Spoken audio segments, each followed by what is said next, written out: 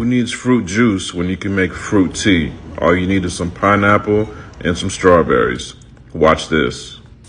All the fruit that I purchased is organic, fresh from the farmer's market, but I still like to give it a nice rinse before I use it. Next, bring a pot of water to a boil. Then go ahead and slice up your strawberries. Try not to eat them all like me. Don't worry about getting rid of the tops of the strawberries because we're going to strain everything at the end.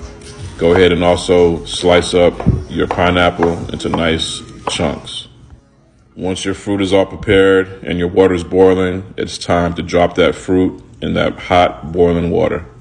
Once your strawberries and pineapples are in the pot, top it off with a little bit of mint and then this spice right here, the Vital Spice Daily Blend, which is a mix of fresh herbs like ginger, turmeric, black pepper, basil, cinnamon, mint, and much more.